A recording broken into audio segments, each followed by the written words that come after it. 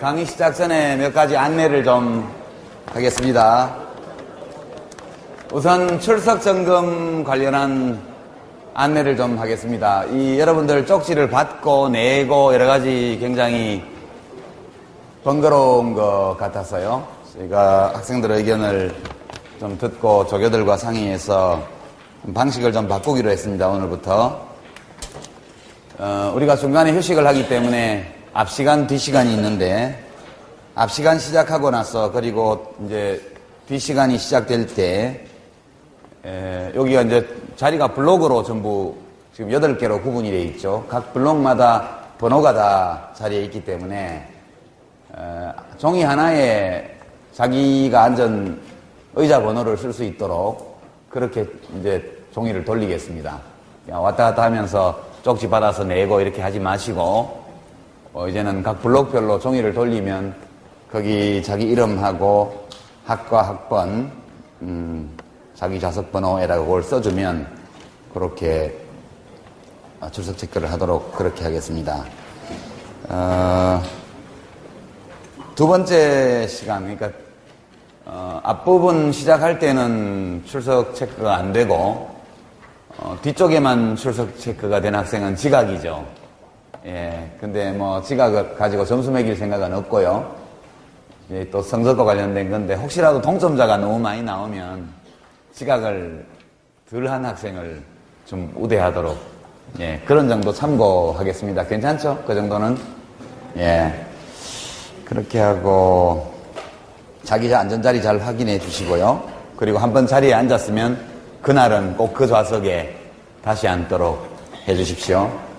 그리고 이제 우리가 좀 불가피한 사정으로 조금 늦게 오는 학생들이 있을 때 앞에 자리가 좀 비어 있고 이제 뒤에는 차 있고 이래서 좀 어수선합니다. 그래서 모쪼록 여러분이 일찍 오는 학생들부터 앞쪽을 채워서 그렇게 앉아주시면 주로 빈자리는 뒤쪽에 남게 되니까 출석을 점검하기도 편리합니다. 여러분들 강의 듣기에도 앞쪽이 좀 괜찮죠? 그래서 꼭 그렇게 앞쪽으로 채워서 좀 앉아주시기를 부탁을 드립니다. 불가피한 사정으로 결석을 하게 되는 학생들은 우리 조교들한테 꼭 이메일을 보내거나 이렇게 해서 혹은 만나서 이야기를 해주세요. 몸이 많이 아프다든가 부모님이 편찮으시다든가 또는 학과에서 뭐 답사를 간다든가 이렇게 해서 불가피한 사유가 있을 때는 예, 가능하면 그걸 증명할 수 있는 뭔가를 하나 갖다가 내주십시오. 불가피한 사정으로 결석하는 학생들에 대해서는 무단결석으로 하지 않겠습니다. 그 다음에 이제 중간고사 레포트, 대체하는 레포트 관련해서 여러 가지 문의가 들어오고 있다고 그러는데 첫 시간, 첫 강의 때 것은 이제 요약 안 하셔도 됩니다. 그 문제는 어차피 우리가 한 번 더 나중에 가서 다룰 문제이기 때문에 제2강, 두 번째 주 강의부터 시작해서 매주 강의를 A4지 한쪽 12포인트 글씨로 넘어가면 곤란해요. 주어진 분량으로 과제를 잘 정리하는 것은 굉장히 중요한 사회생활에 필요한 능력이기 때문에 여러분도 그런 능력을 기르는 데 도움이 되시려면 한쪽을 넘기시면 안 되고요. 또 한쪽이라고 해서 뭐 5줄, 6줄만 쓰고 마는 학생은 없겠죠. 되도록이면 한쪽이 대체로 차는 정도 내용으로 제출해 주시고요. 중간고사 전주까지 강의를 요약합니다. 중간고사 때는 휴강을 하죠. 요약한 것을 중간고사 다음 주 강의 때까지 다음 주 강의 때 다 내주시기 바랍니다. 사정이 있어서 그날 못 오는 학생들은 미리 좀 제출을 해주거나 그렇게 해주십시오. 여러분들이 그런 질문들을 하는데 뭐 요약 말고 소감이나 주장 이런 것들도 담아도 되느냐? 물론 담아도 됩니다. 되는데 기본은 역시 우리가 함께 공부한 것을 요약하는 것이 기본이고 너무나 요령 있게 잘 요약한 나머지 공간이 남았다. 뭐 그런 경우에는 여러분 자신의 독특하고 탁월한 견해를 같이 넣어주는 것도 무방하겠습니다. 제대로 요약하지 않고 주관적 견해만 써버리면 좀 곤란하죠. 예, 그 점을 좀 유념해 주시고요. 그리고 다시 말씀드리지만 제1강 첫 번째 주 강의는 이 레포트에 요약하지 않으셔도 됩니다. 그리고 동영상 게시판에 지난 강의에서 탁월한 질문 또는 수업 진행에 도움을 주는 탁월한 의견, 질문들에 대해서 가점을 주기로 했는데 늘 거기다가 게시판에 공지하겠습니다. 지난주에는 좀 그 전주보다 많은 학생들이 가점을 받았습니다. 그래서 좀 도메인을 아시겠지만 usimin 유시민.tv 거기가 이제 우리 동영상이 올라가는 홈페이지이고 게시판이 있는 홈페이지입니다. 여기를 이용해 주시고요. 질문지도 이제 공책 찍고 수첩 찢어서 막 내니까 저도 보기가 굉장히 불편하고 여러분도 불편한 것 같아서 질문을 낼 때 필요한 서식도 따로 준비를 했습니다. 이따 이제 전반부 수업 끝나고 조교들에게 받아서 거기다가 질문을 적어서 내주시기를 부탁을 드립니다. 많이 이용해 주십시오. 이런 정도 강의와 관련된 추가 안내를 드렸고요. 혹시 강의 진행과 관련해서 또 다른 의문이 있는 학생들은 게시판을 이용해서 또는 이메일을 이용해서 조교들과 소통을 하시기 바랍니다. 오늘 주제는 아주 어려운 것입니다. 경제학 분야가 굉장히 다양하고 폭이 넓지만 이거 조명 꺼졌네. 이 동영상에 이게 너무 어둡게 나온다고 그래서 작은 조명을 설치를 했는데 실컷 설치해놓고 불이 안 들어오네. 예. 오늘 우리가 환율 변동에 대해서 공부하는 날인데 이것은 경제학의 여러 분야 중에서도 가장 복잡하고 난해한 분야입니다. 제가 최근에 들은 소식으로는 미국 주요 대학의 MBA 과정에서 이런 금융시장론이나 이런 것들을 파생상품, 파생금융상품 이런 것들에 대해서 가르치는 강의의 기존 교재들을 다 폐기하고 주요 경제신문들의 기사를 모아서 수업을 하고 있다 이런 얘기를 들었습니다. 최근에 미국 서프라임 모기지 론 관련된 혼란에서 시작해서 전 세계적인 금융 대란으로 연결된 이런 사태가 도대체 왜 일어나는 것인지, 또 1997년도에 우리나라를 덮쳤던 외환위기가 도대체 왜 일어나는 것인지, 최근 우리나라 돈 원화의 가치가 하루에 50원 이상씩 등락하는 이런 널뛰기식의 화폐 가치 변화가 어떤 과정을 통해서 무슨 이유 때문에 이렇게 일어나는 것인지 이런 것들을 공부하는 시간입니다. 굉장히 복잡해요. 여기에는 우선 화폐가 무엇인가, 화폐는 어떤 기능을 하느냐 이런 문제가 하나 들어있고요. 돈이 뭐냐, 돈이 뭐길래 이런 문제. 화폐가 무엇인지에 대해서 우리가 오늘 공부를 맨 먼저 합니다. 두 번째는 그냥 화폐가 아니고 국제거래에서 서로 다른 화폐가 일정한 비율로 교환되죠. 그러니까 국제무역, 그 다음에 서로 다른 화폐의 거래. 화폐는 이따 다루겠지만 뭘 거래하는 데 필요한 매개 수단인데 화폐 자체가 거래 대상이 되어 있죠. 그래서 돈과 돈이 서로서로 바꾸어지고 거래되는 이런 시장이 왜 생겼고 어떻게 기능하고 있는지 이런 것들을 또 봅니다. 아울러서 이런 국제 간의 거래들이 어떤 식으로 파악되고 어떻게 분류되는지, 그리고 그러한 국제 간의 거래가 이런 화폐의 움직임과 어떻게 관련되어 있는지 이런 것들을 그 다음 단계에서 보고요. 마지막 단계에서 어떤 경우에 1997년도와 같은 그런 하나의 국민 경제, 개방 경제가 지불불능 상태에 빠지는 외환 위기가 올 수 있는지, 그때 일어났던 그 사건과 최근 우리가 목격하고 있는 국제금융시장의 대혼란 또는 원화가치의 굉장히 급속한 하락, 소위 9월 위기설, 9월이 다 갔으니까 위기는 없었죠. 소위 말하는 위기. 그러나 또 10월에 그런 일이 없으라는 보장은 없고, 그래서 지금 우리가 목격하고 있는 이러한 금융시장의 요동 현상, 이런 것들이 어떤 물질적인 근거 또는 실체적 근거를 가지고 있는지, 10년 전의 그 사건과 최근 사태 사이에는 어떤 유사점과 어떤 차이점이 있는지, 이런 것들을 마지막에 공부하게 됩니다. 그 전반부 강의에 다 다룰 수는 없고요.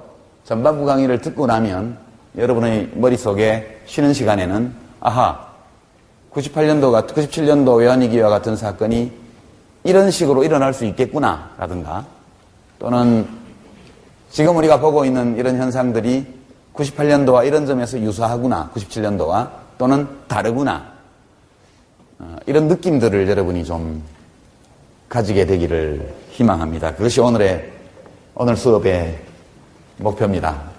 여러 가지 궁금한 점들이 많을 것이기 때문에 쉬는 시간에 뭐 어떤 주장을 하기는 어려울 정도로 전문적인 영역이긴 하지만 여러분의 소박한 질문 이런 것들을 하다 보면 제가 미리 생각하지 못했던 그런 문제들에 대해서도 뒷부분에 다루게 되지 않을까 이렇게 생각을 합니다. 먼저 돈이 뭐길래 돈에 대해서 한번 생각해 보는 시간입니다. 돈은 악마의 금전이다, 그런 표현도 있듯이 돈이 이게 참 굉장히 큰 문제예요. 돈이 많아도 문제, 너무 없어도 문제. 한 개인도 그렇고 국가도 그렇고 돈은 너무 많아도 안 되고 너무 적어도 안 되는 그런 것입니다. 우선 화폐, 유식한 말로 오늘의 주제는 이렇게 정했죠. 내가 안내를 그렇게 했나요? 환율의 마법. 정말 마법적인 현상입니다. 우선 화폐는 여러분이 다 알고 있는 내용입니다. 화폐는 교환의 매개 수단이죠. 교환을 매개하는 수단입니다. 그러니까 화폐의 정의는 지불 수단, 뭔가를 가져오면서 그 대가로 뭔가를 지불할 때 그것을 지불하는 수단으로서 손쉽게, 이게 아주 중요합니다. 손쉽게 사용할 수 있는 자산, 이렇게 말합니다. 가장 일반적인 화폐에 관한 정의, definition이 되겠습니다. 화폐는 우선 지불 수단이 될 수 있어야죠. 어떤 이유에서건 사람들이 그것을 지불 수단으로 받아들여야 됩니다. 다양한 이유가 있을 수 있지만 어쨌든 그 다음에 손쉽게 사용할 수 있어야 돼요. 지불 수단으로 굉장히 잘 받아들이는 거지만 손쉽게 사용할 수 없으면 화폐로 쓸 수가 없습니다. 근데 구석기 시대에 무거운 돌멩이를 굴려서 화폐로 사용한다. 곤란하겠죠. 그러니까 손쉬운 것 때문에 한때 인류 역사에는 조개 껍데기 또는 귀금속 이런 것들이 화폐로 사용되었습니다. 이게 손쉽게라는 뜻은 임의적으로 분할이 가능해야 돼요. 조금씩 분할할 수 있어야 됩니다. 화폐 한 단위, 10단위, 100단위로 구분할 수 있는 거, 쉽게 가지고 다닐 수 있는 거, 변조나 위조가 어려운 거, 이런 조건들이 여기 다 들어있습니다. 그 다음에 자산이에요, 자산. 화폐 그 자체가 어떤 가치를 가지고 있어야 돼요. 화폐 그 자체도. 화폐도 자산의 한 형태입니다. 그러니까 여러분이 생각을 해보시면 오랜 세월 이전에는 귀금속이 주로 화폐로 사용이 됐다는 걸 알고 있죠? 귀금속이 화폐로 사용됐습니다. 귀금속은 세월이 가도 변하지 않고 금이나 은 같은 것들은 녹여서 쉽게 이 작은 단위로 분할할 수 있고 그렇게 무겁지 않고 그건 너무 흔하지 않아서 아주 귀한 것이어서 화폐량이 한꺼번에 막 늘어날 가능성도 별로 없죠. 금이라는 것은 하나의 보통 보는 사유제입니다. 사유제. 금은 사유제죠. 시장에서 다 거래되고 그렇습니다. 그러나 금이 가진 이런 성격 특성 때문에 금이 화폐로서 잘 사용될 수 있는 그런 조건을 가지고 있어서 금이 사용되었습니다. 하여튼 이런 것이 화폐인데 화폐가 하는 역할은 역할은 세 가지로 정리할 수 있습니다. 이 화폐는 인류 문명이 발견한 가장 위대한 발명품이라고 말할 수 있습니다. 정말 신기한 것이죠. 우리가 늘 화폐를 보기 때문에 이게 별로 신기할 것이 없다는 느낌도 들지 모르지만 이것은 정말 신기한 인간의 피조물, 인간이 만든 창조 작품입니다. 화폐의 역할은 첫 번째는 교환의 매개 수단입니다. 교환을 매개합니다. 이것도 아주 평범한 얘기지만 화폐가 없다고 한번 가정해보죠. 화폐 없이 거래하는 것. 그걸 물물교환이라고 그럽니다. 인간이 가지고 있는 아주 독특한 어떤 본성, 본능이랄까요? 행동 양식 중에 하나가 교환입니다. 교환. 어떤 다른 동물 정도 교환하는 동물은 없습니다. 인간처럼. 물론 동물끼리 살다 보면 사자들이 함께 힘을 합쳐서 소를 한 마리 사냥해서 같이 나눠 먹죠. 그렇지만 어떤 사자가 물어뜯어서 잡은 소를 뜯어 먹으면서 그 대가로 다른 사자가 뭘 주는 것을 본 적은 없죠. 교환한다는 것, 무엇과 무엇을 자꾸 바꾸는 것은 인간이 가지고 있는 아주 어떤 진짜 유전자에 새겨져 있는 본능 중에 하나입니다. 화폐가 없다면 어떻게 교환할까요? 물건과 물건을 바로 교환해야 되죠. 그래서 소를 키우는 사람하고 신발을 만드는 사람 둘이 사는 세상이 있다고 가정해보죠. 그 소 한 마리, 이제 사람들이 신발 만드는 사람은 소고기를 먹고 싶고 소를 키우는 사람은 신발이 필요해요. 둘이 마주치려면 굉장한 행운이 따라야죠. 어디 신발을 주는 대신 소고기를 원하는 사람이 있는지를 찾아다녀야 됩니다. 그죠? 굉장히 만나기 어려워요. 우연히 마주칠 수는 있겠죠. 두 번째, 둘이 교환 비율을 정해야 되는데 소 한 마리와 신발 몇 켤레를 교환해야 될까요? 아마 그 신발 만드는 사람은 1년 내내 만드는 신발을 다 줘야 소 한 마리를 구할 수 있겠죠. 그리고 그날 하루 먹을 만큼 먹고 나머지는 버릴 수밖에 없죠. 그러니까 소 한 근을 먹고 싶으면 소고기를, 소 한 마리를 잡아야 되는 그런 결과가 됩니다. 더더군다나 소 한 마리와 신발의 교환 비율에 대해서 둘이 합의해야 돼요. 이것이 두 번째 우연입니다. 처음에는 그 두 거래 당사자가 만나야 하고, 두 번째는 둘 사이에 교환 비율이 합의되어야 됩니다. 굉장히 불편한 거래 방식이죠. 대개 이런 것은 이제 한 국가가 거의 망해서 더 이상 그 국가의 화폐가 유통되지 않는 그런 상황에서 물물교환이 금방 생겨납니다. 전쟁이 터졌을 때, 이럴 때 패전의 멍에를 쓴 나라의 화폐는 통용되지 않죠. 그러면 사람들은 물물교환을 하게 됩니다. 물물교환이라는 것은 인간의 문명이 수천 년 뒤로 돌아간다는 뜻입니다. 이 이중의 우연, 거래가 성립되는 데 필요한 이중의 우연으로부터 인간의 경제생활을 완전히 해방시킨 것이 화폐입니다. 정말 위대한 발명품이죠. 누가 발명했는지는 안타깝게 알려져 있지 않습니다. 인류사회 곳곳에 거의 동시에 똑같은 방식으로 기능하는 화폐들이 나왔기 때문에, 그래서 이런 것들을 거의 인간의 본능에 부합하는 발명품으로 볼 수 있습니다. 두 번째는 가치척도 또는 계산의 단위. 우리가 수없이 다양한 상품과 서비스를 계산할 때 헤어컷 한 단위 이렇게 할 수는 없죠. 어떤 것들이 가치를 잴 때 다 돈의 액수로, 화폐의 액수로, 화폐의 양으로 표현을 합니다. 매우 편리한 것이죠. 세 번째는 가치 저장 수단입니다. 마약상이 현금으로 필로폰 값을 받아서 금융기관에 집어넣으려면 금융당국이 굉장히 눈을 번뜩이면서 감시하죠. 가장 편리한 방법은 항아리 속에 현금을 묻어놓는 거죠. 그래가지고 사건이 잊혀지고 수사당국의 추적이 다 끝나고 나서 세월이 많이 갔을 때 다시 항아리 뚜껑을 열고 돈을 꺼냈으면 됩니다. 가치를 축장 또는 저장하는 수단이 됩니다. 물론 저장하고 있는 동안 이자를 못 받으니까 인플레가 생겨서 가치가 약간 하락하기는 하지만 그래도 여전히 가치를 축장하는 주요한 수단입니다. 가치 저장 수단은 화폐 말고도 많죠. 화폐는 가치 저장 수단으로서 좋은 것은 아닙니다. 인플레 때문에. 부동산, 금과 같은 귀금속,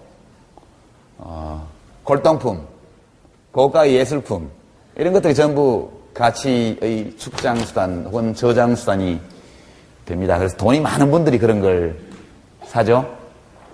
돈이 많은 분들이 그런 걸 삽니다. 왜 골동품이나 세계적인 예술가들의 미술작품이 돈 있는 사람들에게 의해서만 거래되느냐? 돈이 없는 사람은 살 능력도 없으려니와 거기다가 그만한 가치를 저장해둘 아무런 이유가 없기 때문에 그런 것이죠. 화폐의 역할은 이렇습니다. 그럼 이 세상에 화폐가 얼마나 많을까? 사람들은 그걸 알고 싶어 하죠. 왜냐? 그래야 정부가 화폐량이 얼마만큼 있는지를 알아야 화폐량을 조절할 수 있습니다. 화폐가 너무 적다. 그런데 아무 일도 하지 않으면 문제가 발생해요. 예컨대 1년 동안에 우리가 1000조 원어치의 거래를 한다고 치죠. 1000조 원. 근데 이제 경제가 막 성장하고 사람들이 거래를 많이 해서 거래량이 2000조 원 규모로 늘었어요. 근데 시중에 유통 중인 화폐가 수량이 늘지 않으면 어떤 현상이 생길까요? 가격이 하락해야 됩니다. 가격이. 화폐 교환 방정식이라고 하는데요. 이거 하나만 알아두면 몹시 편리합니다.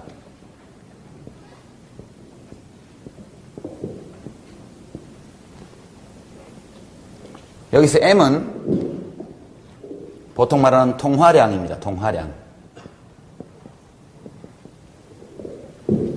V는 화폐 유통속도입니다. 유통속도. P는 물가 수준입니다. 물가.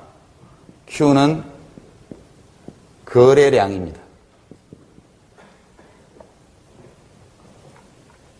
이것은 원래 방정식이 아니고 항등식이죠. 항등식. 세계 거면 항등입니다. 언제나 같다. 2007년도 작년에 대한민국에서 이루어진 모든 거래에는 화폐가 상품과 서비스가 가는 반대쪽으로 화폐가 흘러갔죠. 그러니까 거래된 것의 양에다가 그 거래된 상품의 가격 수준을 곱하면 그것이 화폐 액수로 표시된 거래 총량입니다. 그죠? 이게 근데 1000조 원이다. 그러면 여기 좌변도 1000조 원이 있어야 돼요. 항상. 만약 화폐량이 100조 원이라면 이 화폐가 10번 돌았어야 된다는 얘기예요. 10번. 거래에 10번 써졌다는 뜻입니다. 사후적으로 계산을 해보면 언제나 같을 수밖에 없죠. 누군가가 돈을 받지 않고 물건을 그냥 준 걸 제외하고 돈을 받고 거래한 걸 다 따지면 항상 이 방정식이 이것이 성립합니다. 항등입니다. 항등. 이것을 왜 방정식이라 그러냐면 자, 이제 이 약자가 뭘 의미하는지는 여러분이 다 알았습니다. 화폐 유통속도는 화폐가 평균해서 몇 번 그 기간 동안 거래에 사용되었느냐를 나타냅니다. 이걸 바꾸면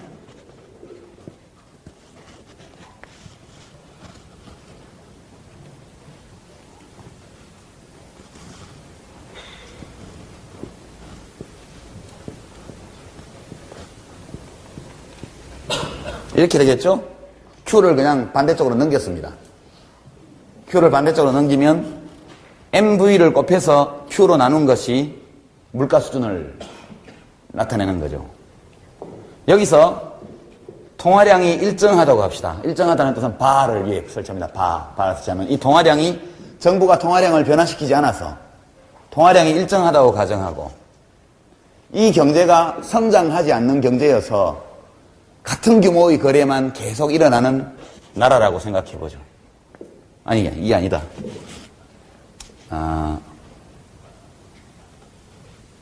V를 일정하게 합시다. 일단은 V에 발을 치고 화폐 유통속 사람들의 이 거래 행태는 짧은 시간에 변하지 않는다 이렇게 가정을 해보죠. 그러니까 어느 것을 고정시키느냐에 따라서 각각 이 물가 수준과 다른 것이 어떤 관계를 맺느냐를 우리가 알 수 있습니다. 굉장히 편리하게. 그러면 우리가 V바 나누기 Q바를 상수로 가정할 수 있겠죠. A라는. 이거는 정해진 값이니까. 그러면 이 방정식은 Q분의 V를 A라고 쓴다면 AM은 P가 됩니다. 만약 우리가 통화량과, 만약 그 거래량과 화폐 유통 속도를 일정하다고 가정하면 물가 수준이라는 것은 언제나 통화량의 변화에 의해서 일어난다. 그런 뜻입니다. 그러니까 만약 이 물가 수준이 일정하게 유지되려면 이제 이 방정식에서 다른 걸 지웁시다. 원래의 방정식만 봅시다. 여기에서 화폐 유통 속도가 일정한데, 그죠? Q가 올라간다고 합시다. 경제가 자꾸 성장해요. 거래량이 많아진다는 것은 경제활동이 증가하는 거니까 경제가 자꾸 성장한다고 할 때 M이 따라서 올라가지 않으면 만약 M이 일정하다면 P가 그만큼 내려와야 되죠. 이것이 디플레이션. 통화량이 시중에 돌아다니는 화폐의 양이 너무 작으면 경제 성장을 가로막게 돼 있어요. 이게 거래를 뒷받침 못해서. 반면에 거꾸로 경제 성장은 별로 이루어지고 있지 않은데 정부가 어떤 이유에서든 통화량을 증가시켰다고 합시다. 뭐 한국은행에서 화폐를 찍어서 막 돈을 꿔주든 아니면 우리가 오늘 다루게 될 해외에 수출을 너무 많이 해가지고 돈이 많이 들어왔던 어떤 이유에 의해서든. 근데 이것이 경제가 성장하는 속도보다 더 빠른 속도로 통화량이 증가하면 이 방정식이 성립하려면 물가가 올라야 됩니다. 이 이야기는 무슨 얘기냐면 시중에 돈이 너무 많이 풀리면 물가 인상이 일어난다는 뜻입니다. 경제가 성장하는데 충분하게 화폐 공급을 늘려주지 않으면 경제 성장에 지장이 초래된다. 그런 뜻이에요. 그러니까 화폐가 제가 너무 많아도 좋지 않고 너무 적어도 좋지 않다 이렇게 말했는데 어떤 개인에게는 많을수록 좋겠죠. 돈이 많을수록 좋겠죠. 개인에게는 다다익선이라고 말할 수 있습니다. 물론 돈이 많으면 귀찮은 일도 많이 있을 겁니다만 전반적으로 사람들이 개인에게 있어서는 돈이 많을수록 좋다. 그러나 하나의 국가, 하나의 국민 경제에는 돈이 너무 많으면 물가 인상이 일어납니다. 돈이 너무 적으면 경제 성장의 지체 현상이 초래됩니다. 이 화폐 교환 방정식이라는 것이 아무 의미가 없는 그야말로 트리비얼하다는 논리학에서 옳은 얘기인데 별다른 의미가 없는 공자님 말씀 같은 거를 트리비얼하다고 얘기를 하는데요. 이것은 항등입니다. 항등이지만 이 네 가지 변수 사이에 어떤 관계를 보기 위해서 다른 두 개를 고정된 값으로 가정을 하면 관계를 뚜렷이 볼 수 있기 때문에 이것을 방정식이라고 이거 하나 지우고 이렇게 쓰는 겁니다. 이건 이제 보통 전공과정에서 경제학 하는 학생들이 배우는 건데 이것은 매우 편리한 누구나 다 이해할 수 있습니다. 그것이 설명을 했고요. 그 다음 단계로 가봅시다. 화폐가 무엇인지 화폐가 어떤 기능을 하는지 알았습니다. 그리고 우리 대한민국에 혹은 미국에 화폐가 얼마나 많이 있는지를 측정을 해야 됩니다. 측정을. 그래야지만 국가가 지금 시중에 돈이 너무 많다든가 지금 인플레가 일어나고 있는데 원인이 화폐량이 너무 많은 데 있다 하면 통화량을 줄이는 쪽에 정책을 쓰고 지금 통화량이 너무 많이 풀려서 물가 인상이 우려된다. 그러면 여러 가지 방법으로 통화량을 감축시킵니다. 이론적으로. 근데 실제로 우리 대한민국의 통화량이 얼마냐 이걸 재는 방법이 있어야 돼요. 그래서 여기서 M을 통화량이라 그럽니다. 여기서 통화 또는 화폐라는 것은 지불수단 또는 교환의 매개 수단으로 쓰이는 모든 것들을 통칭하는 거죠. 현금만 말하는 게 아닙니다. 그래서 여러 가지 기준에 따라서 통화량을 재는 기준이 다릅니다. 여러분 신문 기사를 보다 보면 시중 통화량이 늘었다든가 줄었다든가 정부가 통화량을 늘리려고 한다든가 줄이려고 한다든가 이런 보도들이 나옵니다. 그때 M1, M2, M3라는 표현을 신문에서 볼 수 있습니다. M1은 뭐냐? 아까 말했죠. 화폐란 손쉽게 지불수단으로 사용할 수 있는 자산, 그런 뜻입니다. 이것은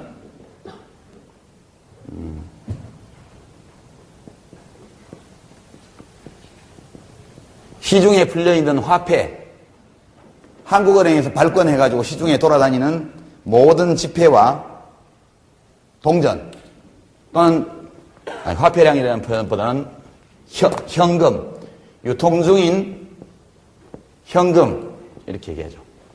유통 중인 지폐 또는 동전에다가 요구불 예금.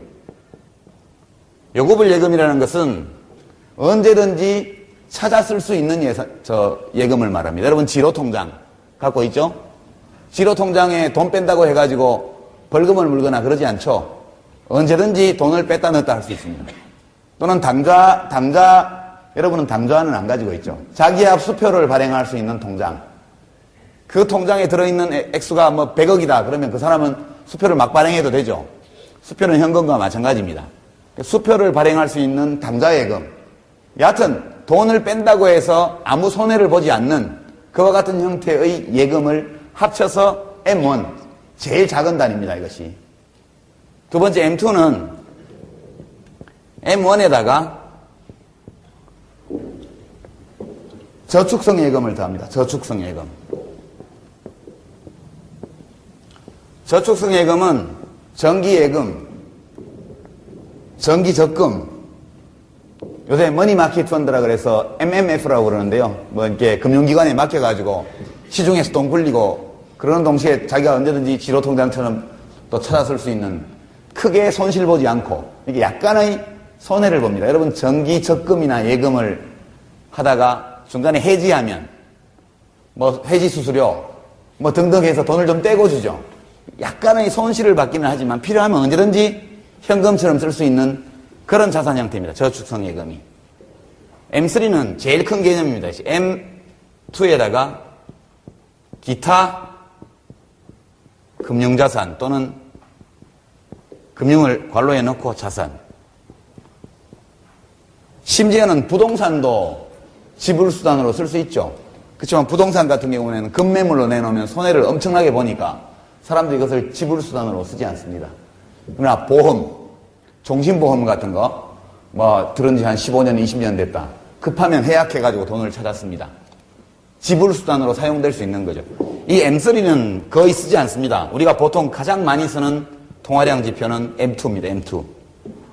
신문기사에서 시중에 통화량이 너무 많다 이렇게 얘기를 하면 이 M2의 규모가 너무 크다 이런 뜻이 됩니다. 여기 MV라고 썼을 때 여기 M2V라고 쓰면 되는 것이죠. 여기서 쓰는 M이라는 것의 범위는 M1 유통현금, 요구불 예금, 거기에다가 저축성 예금을 포함한 이 전체 크기를 시중통화량이라고 합니다. 이것은 단순히 그냥 금융시장에서 경제 동향을 판단하기 위한 통계적인 목적으로 사용하는 그런 계측단위입니다. 계측단위. 그렇게 이제 설명을 하고요. 시간이 벌써 이렇게 됐네. 자, 여기까지 우리가 돈에 대해서 살펴봤습니다. 그 다음에는 외국돈, 우리 돈 말고 외국돈에 대해서 살펴봅니다. 외국돈도 우리 돈과 꼭 마찬가지의 돈입니다. 그 나라 안에서는 지금 설명한 화폐의 기능, 화폐의 역할, 화폐량의 측정 방식까지 다 동일한 것들을 사용합니다. 외국 돈이 문제가 되는 것은 외국 돈을 외화라고 그래요. 외화 또는 외환이라고도 합니다. 외환이 문제가 되는 것은 대한민국이 다른 나라하고 거래를 하기 때문이죠. 상품이나 이제 재화나 서비스가 오면 그 대가로 우리는 화폐를 줘야 되고요.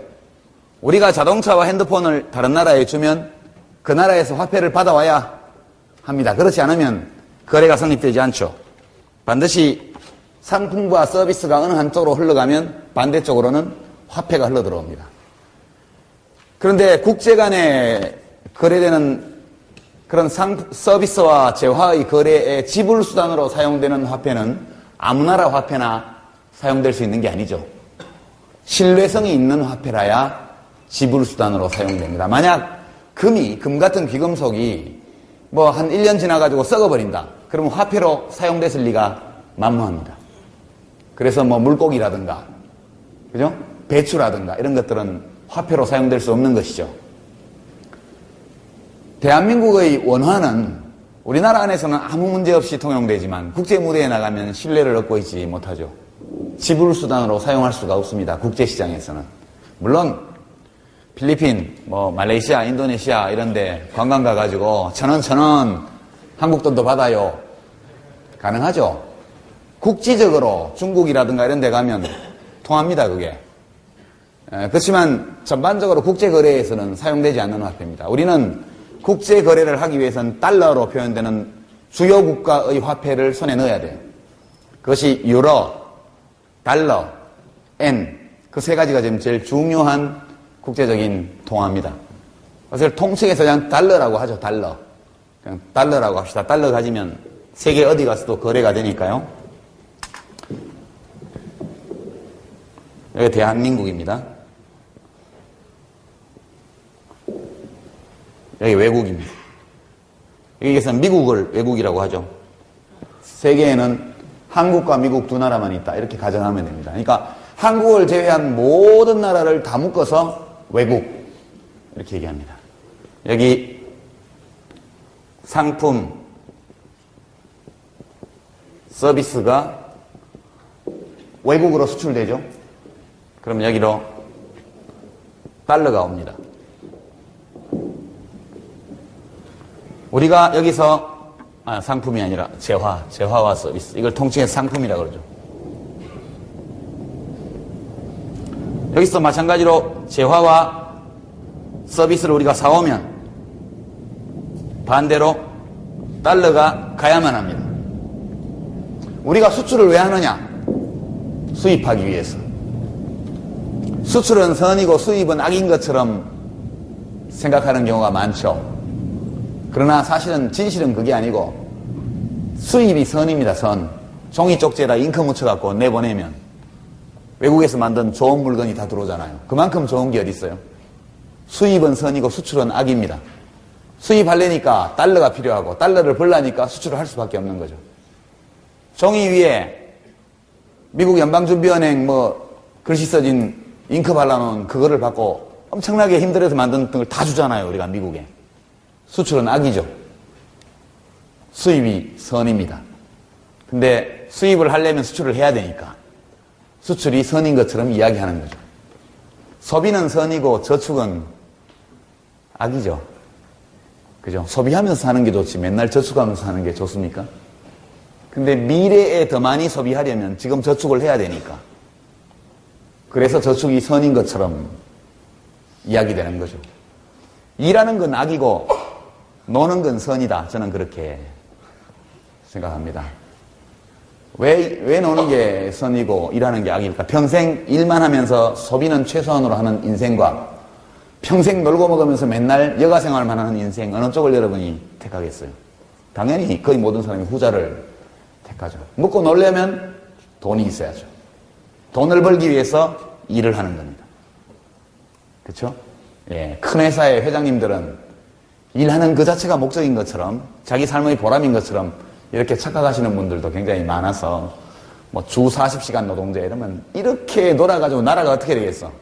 놀기 위해서 경제성장하는 것이죠. 사실은 우리가 갖고 있는 많은 관념들이 도착되어 있습니다.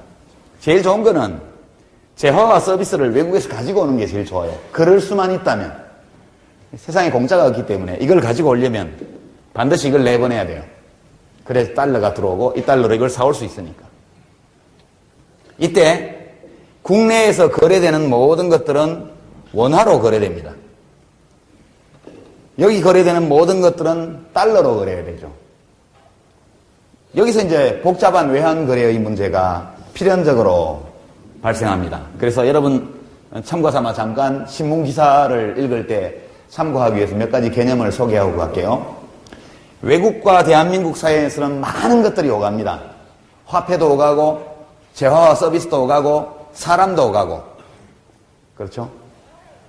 돈 그 자체가 물건의 움직임과 상관없이, 재화 서비스와 상관없이 돈 그 자체도 왔다 갔다 합니다. 그래서 이 대한민국과 외국 사이에 의해서 거래되는 게 뭐 있나를 다 따져보는 것이 국제수지 통계입니다. 국제수지 통계. 여러분, 경상수지 적자, 금년도에 몇 년 만에 적자폭 확대, 이런 보도를 많이 보시죠. 국제수지에 관한 용어 설명만 잠깐 하고 넘어갑니다. 두 나라 사이에 얼마만큼의 재화와 서비스가 오고 갔느냐를 기록하는 것이 무역수지입니다. 이것을 원래 용어를 직역하면 재화와 서비스 수지 이렇게 됩니다. Balance of Payments가 수지고요. On Goods and Services 이렇게 됩니다.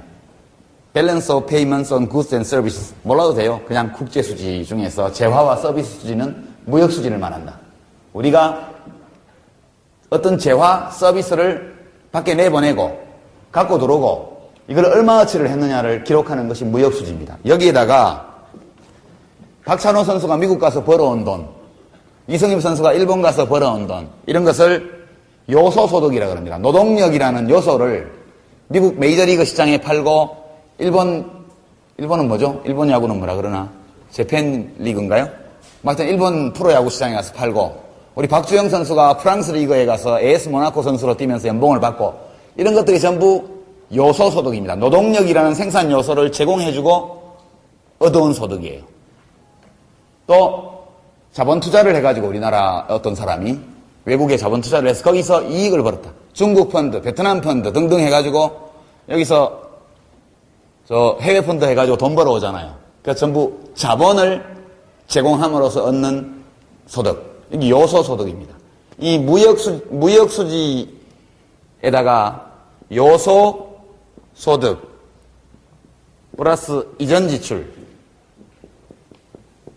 이전지출은 공짜로 주는 거예요. 우리가 방글라데시에 원조를 한다든가 그냥 돈을 주는 거죠. 또는 미국에 있는 친척한테 우리가 돈을 받는다든가 이렇게 그 이전지출이라고 합니다. 우리가 받거나 주거나 그냥 공짜로 이런 것들을 다 합쳐서 경상수지라고 합니다. 경상수지.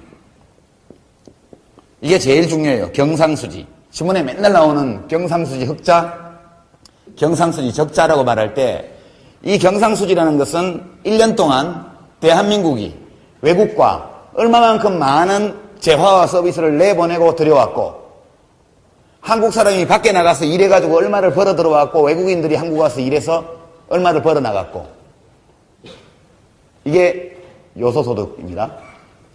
또 외국의 자본가들이 한국에 투자해서 얼마를 벌어갖고 우리나라 사람들이 외국에 투자해서 얼마를 벌어왔느냐 이걸 다 포함한 것이 경상수지입니다. 이것이 제일 대한민국과 외국과의 거래를 측정할 때 가장 중요한 개념이 경상수지입니다. 이것은 이따 환율 동향을 설명할 때 반드시 쓰는 개념이기 때문에 이렇게 썼습니다.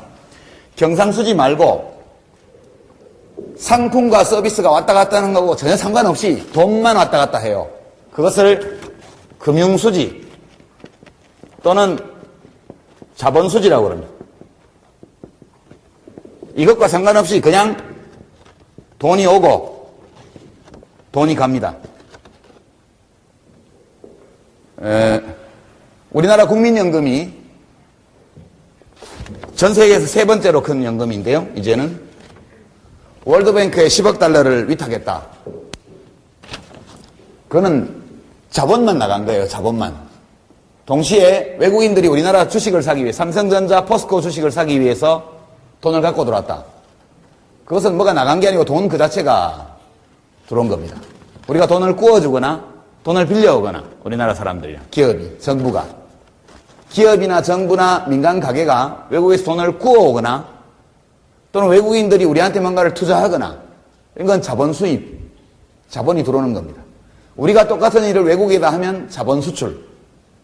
옛날에는 자본 수출은 아주 나쁜 거라고 그랬습니다. 강대국이 약소국을 지배하기 위해서 자본을 수출한다 이렇게 얘기했지만 지금은 자본이 국경을 넘어서 왔다 갔다 하는 시대입니다. 그래서 상품 서비스의 흐름과 전혀 무관한 돈 그 자체의 흐름을 체크하는 것이 금융수지 또는 자본수지라고 말하는 겁니다. 그래서 하여튼 돈만 왔다 갔다 하든 물건이 왔다 갔다 하면서 돈이 같이 반대 방향으로 돌든 1년 동안 돈이 나고 들고 합니다. 근데 나간 돈과 들어온 돈이 똑같다. 그러면 그 나라는 대한민국은 외국과의 관계에서 균형 상태에 있는 거죠. 균형. 대외 균형. 완벽한 대외 균형을 이뤘을 때는 1년 동안 나가고 들어온 돈이 다 똑같다는 얘기입니다. 그러니까 항상 경상수지에다가 자본수지를 더하면 이것이 0이 됩니다. 0. 100억 불어치를 더 팔고 우리가 경상수지에서 이익을 보고 자본수지 면에서 100억 불이 밖으로 나갔으면 마이너스 100억 불이면 이게 0이 되는 것이죠. 대외균형을 이룬 국민경제의 종합수지, 이걸 합친 것을 종합수지라고 합니다. 종합수지. 균형 상태, 대외균형 상태에 있는 국민경제의 종합수지는 항상 0이 돼야 돼요. 0. 이해가 되죠? 여기까지는.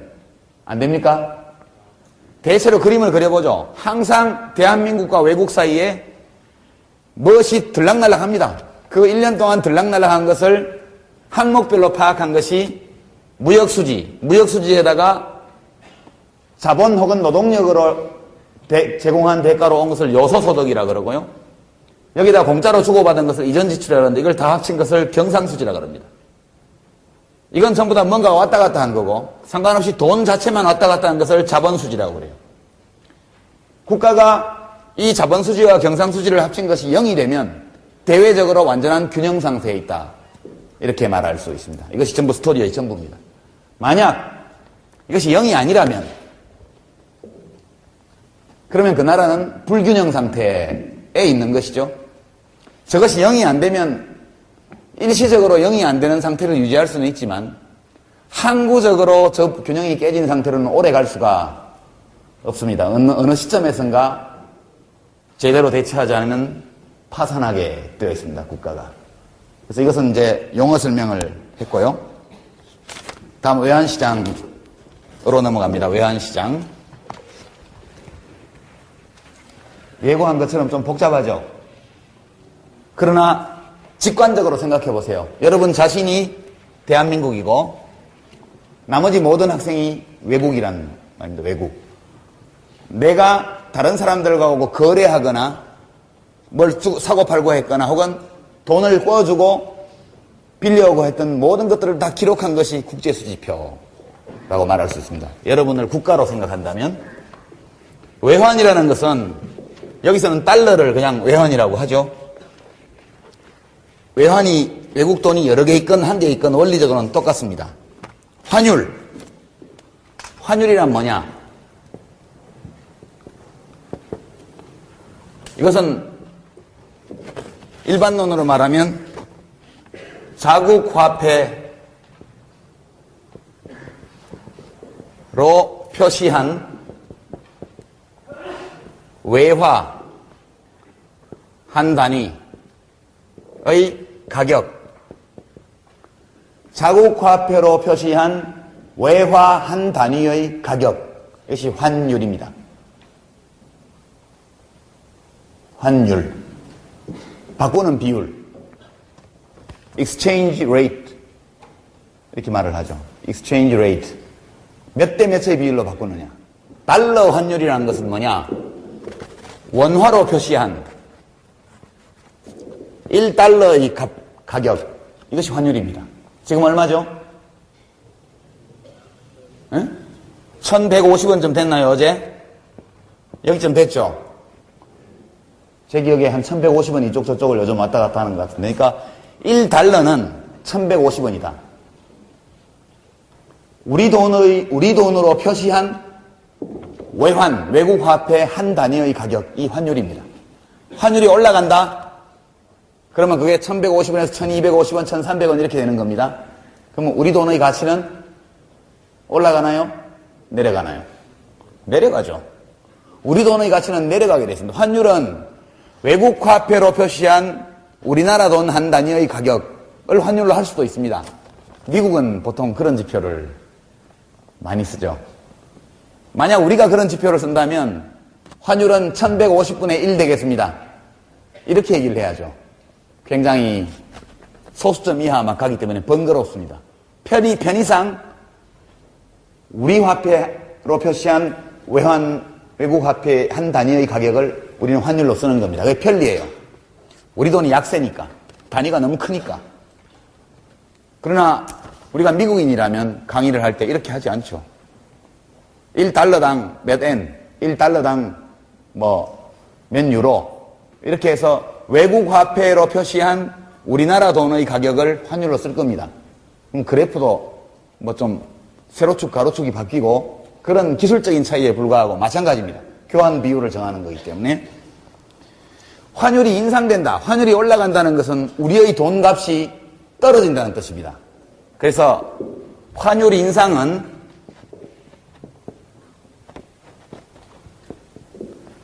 원화의 평가절하라고 합니다. 평가절하. 평가를 깎는다. 그런 뜻입니다. 가치가 내려갔다. 반대로 환율 인하는 원화의 평가절상이라고 합니다. 평가가 올라갔다는 뜻입니다. 환율이 높은 게 좋을까요? 낮은 게 좋을까요? 할 수만 있다면 환율이 낮을수록 좋죠. 우리 돈이 가치가 올라가니까 월급이 안 올라도 세계 무대에 나가면 부자가 되잖아요. 그냥 직관적으로 생각해보죠. 우리가 쓰는 돈인데, 우리나라 돈인데 그게 가치가 높을수록 좋지 가치가 깎일수록 좋겠어요?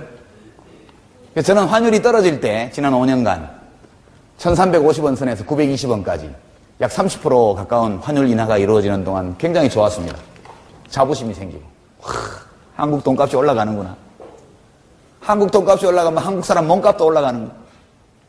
한국의 물건들이 좋은 평가를 받고 있다는 뜻 아니냐. 똑같이 일해도 달러로 표시하면 소득이 저절로 올라가요. 자부심을 느끼죠. 직관적으로 우리 돈이 비싸다는 것은. 근데 그때도 보도를 보면 환율 1000원 붕괴, 환율 950원 선 위협 이렇게 나옵니다. 왜 그렇게 나올까요? 그것은 언론 보도가 수출 대기업의 이익을 대변하기 때문에 보도가 그렇게 나오는 겁니다. 너무나 빠른 환율의 하락, 너무나 빠른 환율의 인상은 좋지 않습니다. 그러나 점진적인 환율 하락이나 환율 인상은 그것은 매우 자연스러운 일입니다. 근데 보면 환율이 뚝뚝 내려갈 때마다 수출기업 비상, 국가대책 서둘러야 전쟁 난 것 같죠? 환율 950원 선 위협, 장중 한때 940원 붕괴 그렇게 나옵니다. 대개 신문방송에 광고를 주는 기업은 수출 대기업이 대부분이죠. 수출 대기업의 경우에는 환율이 올라간다는 것은 100만 원짜리 우리 물건을 달러로 표시하면 값이 오른다는 뜻이에요. 장기적으로 볼 때. 이따 우리가 다루게 되겠습니다만. 그러니까 수출업자들에게는 환율이 인상되면 인상될수록 우리 물건값이 싸지는 거기 때문에 수출이 더 잘 될 수 있고 그래서 좋아하죠. 근데 대한민국이 어디 수출업자만 사는 나라인가요? 그렇습니다. 자, 이제 환율은 이해가 됐죠? 그 다음에 이제 환율이 있다는 것, 환율이라는 것은 가격입니다. 우리 돈으로 표시한 외국 화폐의 한 단위 가격, 그게 환율이죠. 가격이 있다는 것은 시장이 있다는 얘기입니다. 거래가 이루어지고 있다는 뜻이고 수요자가 있고 공급자가 있다는 뜻이죠. 그래서 지금 환율 시장에 대한 간단한 묘사를 해보겠습니다. 이것은 지난 몇 주 동안 우리가 수없이 봐왔던 그래프와 동일합니다.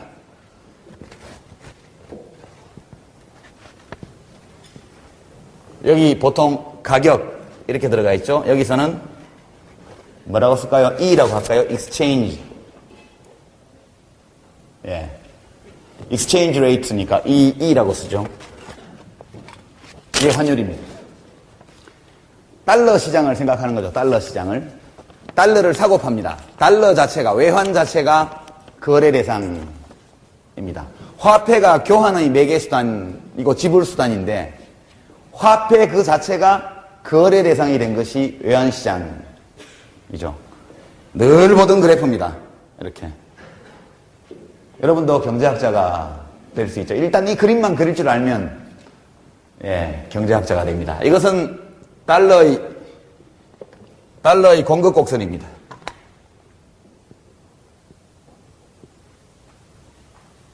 이것은 달러의 이게 잘못 썼다.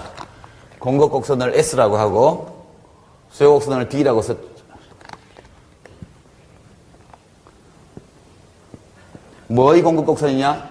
달러의 공급 곡선이고 달러의 수요 곡선입니다. 똑같죠? 공급자가 있고 수요자가 있습니다. 값이 올라가면 공급은 늘어나고 수요는 줄어듭니다. 이해되죠? 값이 내려오면 공급은 줄어들고 수요는 늘어납니다. 근데 한 예를 들면 달러 값이 떨어지면 해외여행이 싸지잖아요. 사람들이 여행을 많이 가기 위해서 여행을 가려면 달러로 여행자 수표를 사고 또는 달러로 원화를 주고 달러를 교환하고 달러 수요가 막 늘어나게 돼 있어요. 저절로. 그래서 공급자들의 경우에 달러 값이 내려가면 덜 내놓으려고 그러죠. 달러 값이 오르면 시장에 달러가 어디 숨어있던 게 다 튀어나옵니다. 지금 바꿔놔야지. 또 내려갈지 모르니까. 일반적인 상품의 움직임과 똑같습니다. 다만 차이가 있다면 수요자와 공급자가 보통의 상품과는 다릅니다. 자, 이제 지금부터 수요자와 공급자가 어떤 사람인지를 잠깐 살펴보죠. 누가 달러를 살라고 그러겠어요? 달러를 사려고 하는 사람. 달러를 구입할 필요가 있는 사람이 어떤 사람이 있을까요? 자, 큰 소리로. 수입업자, 오케이. 수입업자가 물건을 밖에서 사오려면 달러가 있어야죠. 자, 수입업자. 그 다음 또 누가 있을까요? 예. 유학생, 당연히, 예. 근데 이건 좀 무시합시다, 지금.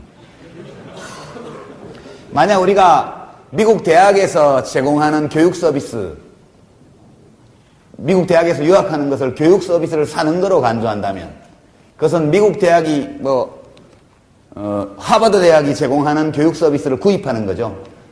수입입니다, 수입. 마찬가지로 수입업자로 말할 수도 있습니다. 그죠? 말고. 응? 누구? 외국인. 외국으로 돈을 내보내야 되는 사람들. 상품 거래와는 상관없이 외국으로 돈을 내보내야 되는 사람.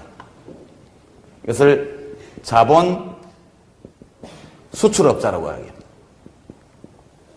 이것은 상품 수입업자고. 상품을 밖에서 사오려는 사람은 달러가 필요해요. 외환시장에서 달러를 구하려고 그러죠. 달러 수요자입니다.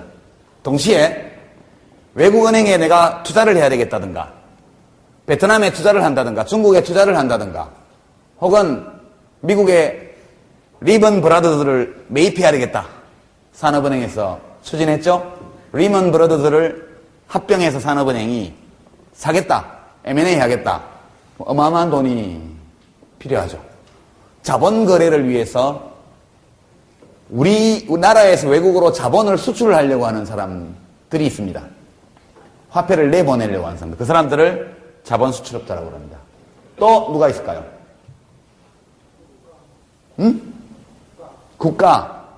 국가도 그렇게 하는 경우가 있는데 마찬가지죠. 여기 들어가거나 여기 들어가겠죠. 국민연금공단이 월드뱅크에 10억 달러를 맡긴다면 이 행위를 하는 거고요. 자본 수출. 대한민국 정부가 미국에서 뭔가를 비행기나 혹은 잠수함을 구입한다. 그때는 여기에 해당되죠. 이제 이게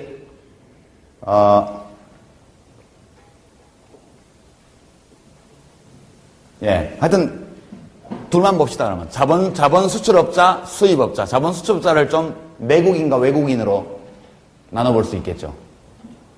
여기서는 그 구분을 간단하게 여기서 폐기합시다. 그래서 그냥 상품 수입업자와 자본 수출업자가 달러 수요자다. 공급자는 누가 될까요? 반대로 하면 되죠. 상품 수출업자. 두 번째는 자본 수입업자입니다. 상품 수출업자는 자동차를 팔았으면 달러를 받죠?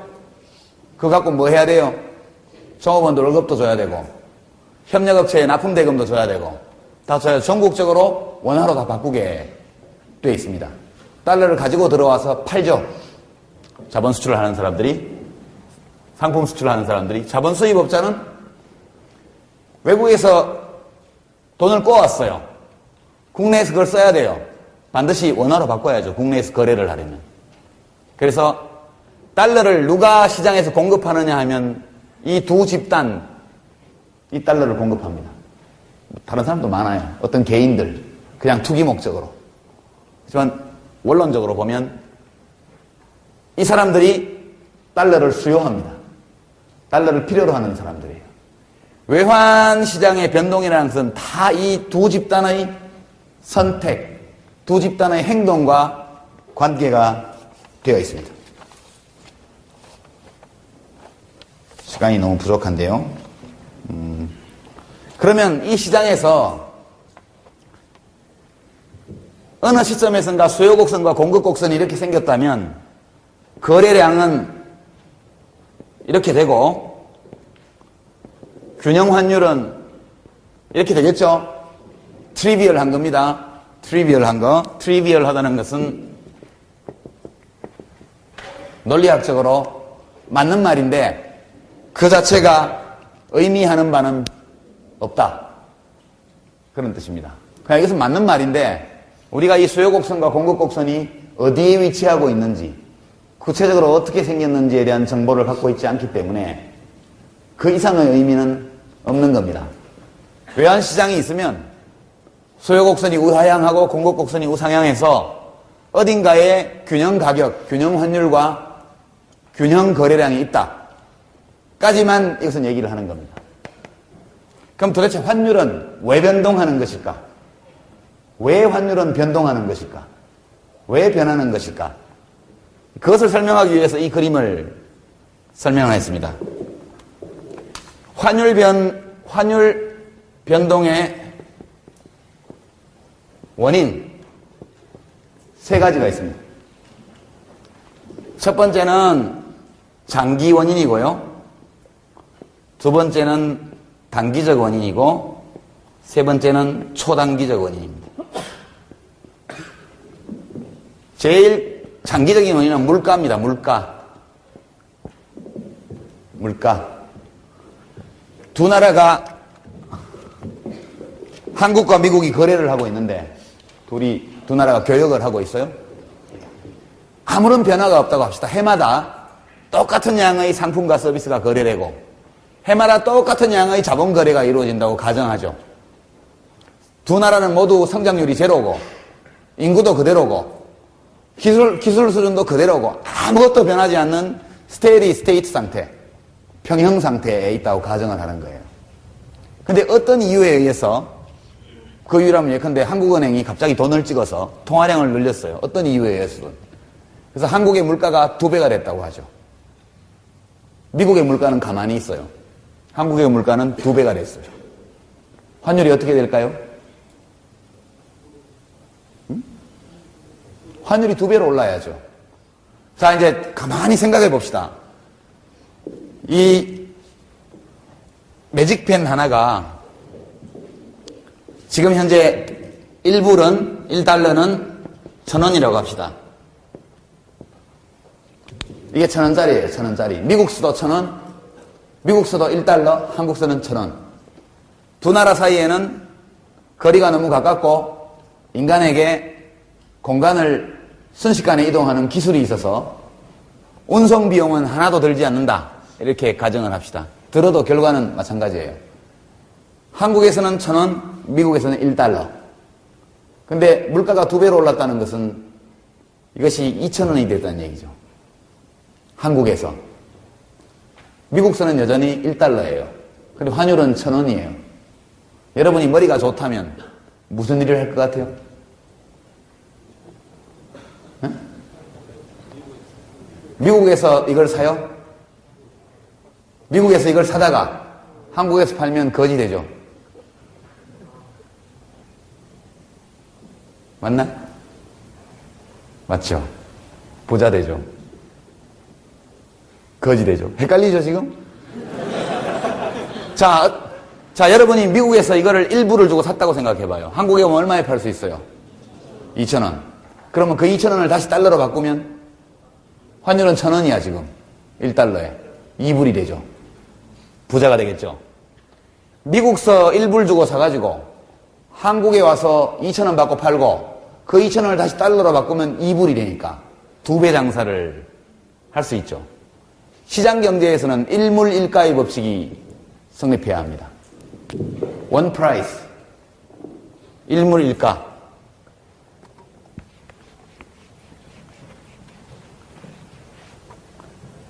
일물 일가. 일물일가. 물건 하나는 똑같은 물건은 같은 값을 가져야 된다는 거예요.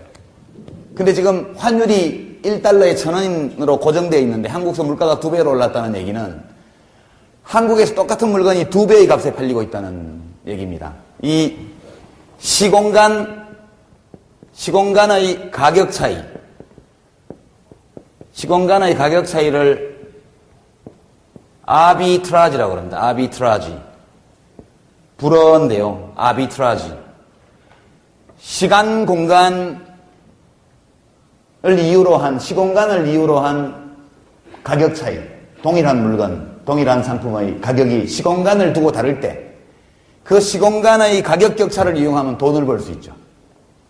이 가격 격차를 아비트라지라고 그러고 그 일을 하는 사람을 아비트라지에어라고.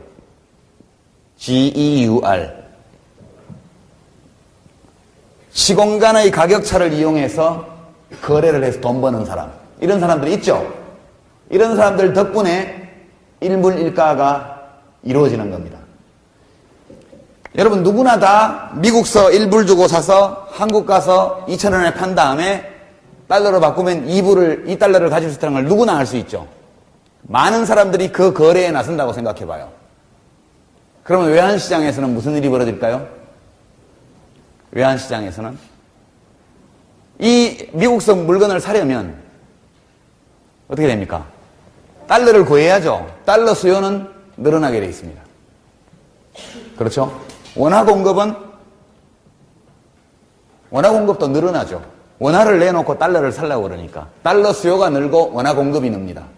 이거에 따르면 달러 수요는 오른쪽으로 이동하고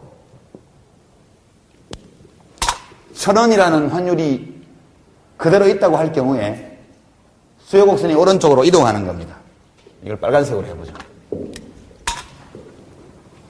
새로운 수요 곡선입니다. 이 시프트가 이루어진 거죠.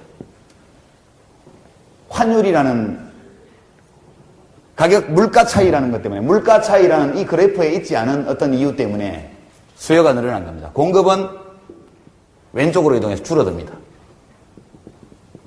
예컨대 새로운 균형점이 여기 만들어지죠. 환율이 어떻게 됩니까? 계속 올라갑니다. 언제까지 올라가요? 두 나라에서 이 매직펜의 값이 동일해질 때까지. 어느 시점에 가면 예컨대 1불에 2,000원. 1달러가 2,000원이 되면 더 이상 이 거래를 해야 될 이유가 없어지죠. 1불에 사가지고 한국 가서 2,000원에 팔고 다시 미국 가서 달러로 바꾸면 다시 1불이잖아요. 아비트라지가 없어지는 겁니다. 공간에 따른 가격 격차가 없어지면서 이 가격차를 이용해서 돈을 벌 수 있는 기회도 없어지는 것이죠. 그래서 두 나라의 물가 수준이 사실상 같아지는 점까지 외환시장의 변동이 일어나서 환율이 변하게 되어 있습니다. 이 얘기는 무슨 얘기냐? 물가 인상률이 장기적으로 높은 나라의 화폐 가치는 반드시 떨어진다. 물가 인상률이 높은 나라의 화폐 가치는 장기적으로 반드시 떨어지게 되어 있어요. 경제 현상의 근본에는 흔한 것은 가치가 없는 겁니다. 희소한 것, 잘 찾아보기 어려운 것은 가치가 높아요.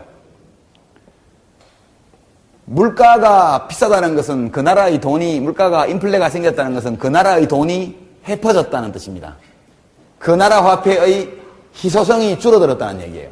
가치가 떨어진 겁니다. 그 나라의 돈의 가치가 떨어지면 떨어질수록 그 나라 화폐로 표시한 외국 화폐의 가격은 올라가게 되어 있죠. 환율이 인상됩니다.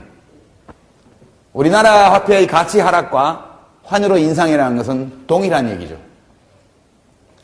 그래서 여러분이 나중에 뭐 인터넷에 딱 쳐가지고 시계열 데이터를 한번 보세요.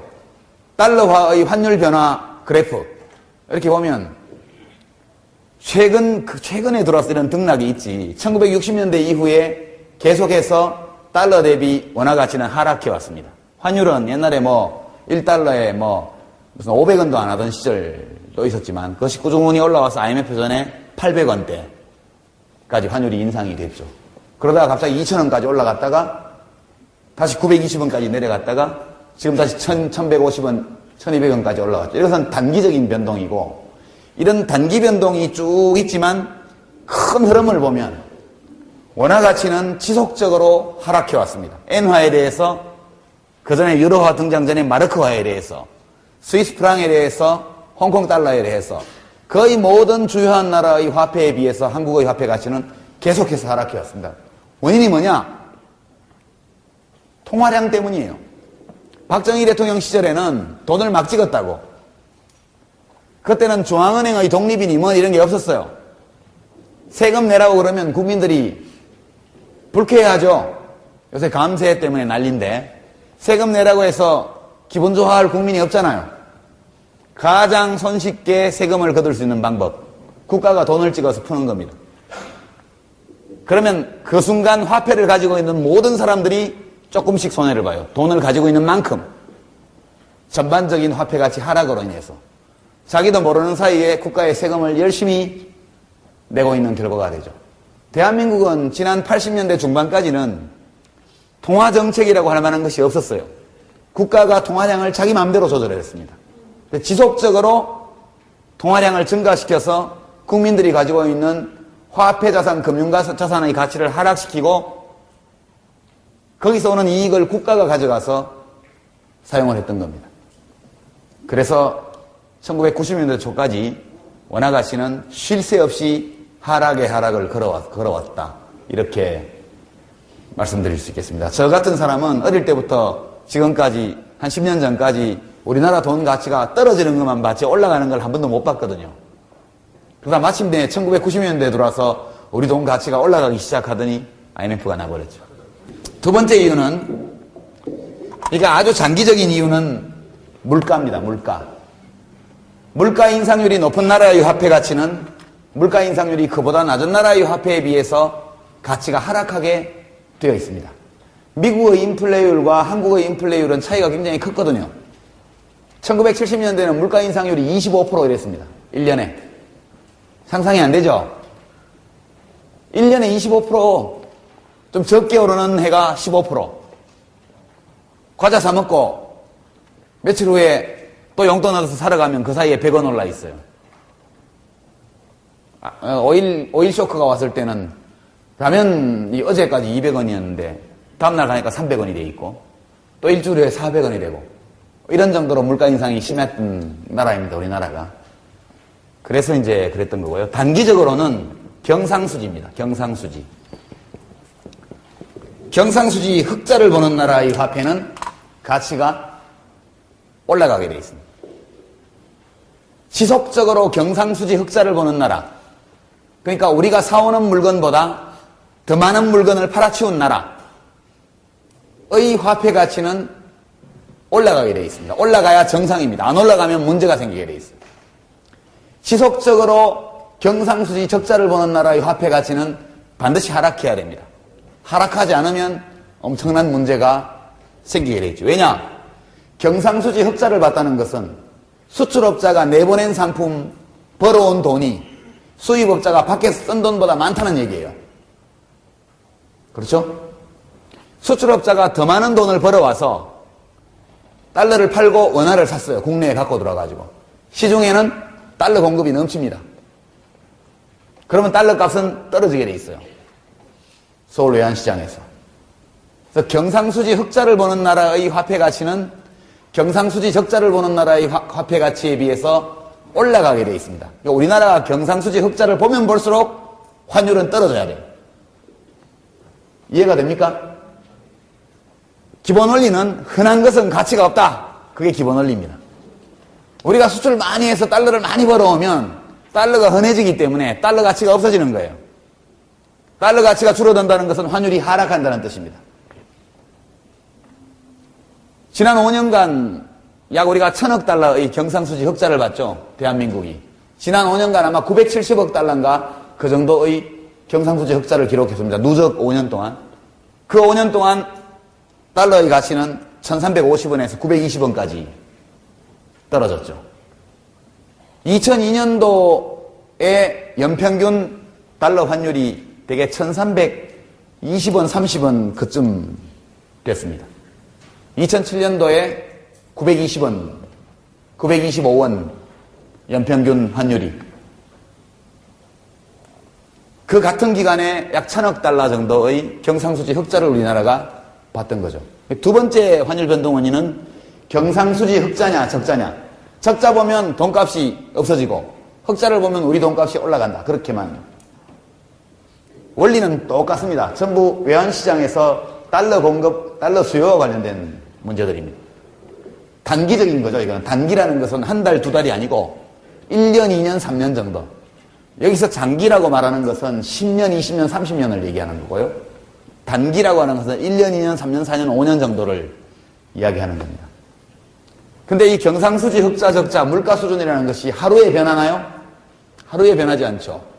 하루에 달러 환율이 5%, 10%씩 늘뛰기를 합니다. 이 현상은 물가라든가 경상수지와는 아무 관계가 없는 것이죠. 아무 관계가 없습니다. 이것은 순전히 투기적인 이유 때문이죠. 상품 거래나 서비스 거래와는 무관한 자본 거래가 있죠. 우리 주식시장에 외국인 투자자들이 돈 가지고 들어오는 거, 팔고 나가는 거. 이런 것들은 실물 경제의 움직임과는 거의 단기적으로는 무관합니다. 한국의 돈 가치가 떨어질 것이라는 expectation, 예측, 기대가 형성되면 원화 가치가 떨어져야 될 만한 객관적인 일이 생기기로 전에 먼저 원화 가치는 하락합니다. 원화 가치가 상승할 것이라는 기대, 합리적인 예측이 성립하면 실제 그 일이 생기기도 전에 이미 원화 가치는 오르기 시작해요. 왜냐? 사람들은 예측되는 미래의 여러 가능성에 대해서 거기서 생기는 이익에 동참하고자 하니까. 투자가들이 또는 다른 말로 투기꾼들이. 큰 손들이 이렇게 움직이면 개미들은 다 따라 움직이죠. 이걸 떼거리 행동이라고 합니다. 떼거리 행동. 그래서 herd behavior. herd라는 것은 소떼를 가리킬 때, 양떼, 소떼를 가리킬 때 herd라는 용어를 해야 되는데 달러가 더 오르기 전에 빨리 아들한테 10만 불 송금해야지. 그런 행동. 나쁜 건 아니에요. 누구나 다 환율 상승이 예측되면, 추가적인 상승이 예측되면 더 오르기 전에 사놓은 게 이익이잖아요. 수출 기업들은 환율이 계속 오를 것 같으면 수출 대금을 국내에 안 가지고 들어오는 게 합리적이죠. 그냥 해외 법인에다 묶어 놓는 겁니다. 훨씬 더 원화 환율이, 원화 가치가 떨어져서 달러 값이 오르고 나서 그걸 바꾸면 돈이 훨씬 많이 생기니까. 모두가 같은 방향으로 움직이는 거죠. 모두가 다. 그렇게 하다 보니까 약간만 이런 게 생기면 이렇게 올라가고 약간만 이런 게 생기면 이렇게 내려오는 겁니다. 전적으로 투기적인 현상이다. 이것은 소위 신자유주의 금융자유화 뭐 이렇게 얘기하기도 하고요. 미국식 자본주의가 야기한 사태다 이렇게 말하기도 하지만 적어도 모든 사람들에게 외환 거래의 자유를 부여한 이상은 이와 같은 사태를 근본적으로 막을 수 있는 길은 전혀 없다. 이제 전반부 강의를 여기서 마치겠습니다. 지금 논리의 연쇄가 어떻게 왔는지를 다시 한번 정리하겠습니다. 맨 먼저 우리 돈에 대해서 살펴봤어. 돈이란 무엇이고 화폐란 무엇이고 화폐는 어떤 역할을 하며 한 사회의 화폐량을 측정하는, 통화량을 측정하는 기준은 뭔가, 물가와 통화량 사이에는 어떤 관계가 있는가, 이런 것들을 기본으로 우리가 살펴봤습니다. 그리고 한국과 외국 사이에서 무엇이 오가고 있고 상품과 서비스 혹은 자본이 오가는 것들을 통계에서 어떻게 이것을 측정하는지, 기록하는지에 관해서 국제수지표, 무역수지, 경상수지, 자본수지 또는 금융수지, 종합수지, 이런 개념들에 대해서 살펴봤습니다. 그리고 나서 외국의 화폐가 다른 상품이나 서비스가 그런 것처럼 보통 볼 수 있는 수요자와 공급자가 만나는 시장을 통해서 형성된다는 것. 그리고 이 시장에 영향을 미치는 요인이 물가, 경상수지, 그리고 투기적인 기대심리, 이런 것들이 작용하면서 아주 장기적으로는 물가의 지배를 받고 단기적으로는 경상수지의 영향을 강하게 받고 초단기적으로는 투기적 행동의 영향으로 인해서 환율이 등락한다. 여기까지가 오늘 강의한 내용의 요지입니다. 여러분이 좀 더 관심 있는 학생들은 교과서를 찾아보면 훨씬 자세한 설명을 볼 수 있습니다. 그러나 본질적으로는 우리가 흔히 보는 다른 상품이나 서비스 시장과 별로 다르지 않다. 외환시장이라는 것은 거의 같은 동일한 메커니즘에 의해서, 동일한 원리에 의해서, 동일한 동기의 지배를 받는 사람들에 의해서 움직이는 시장이다. 이렇게 정리를 하겠습니다. 이제 쉬고 나서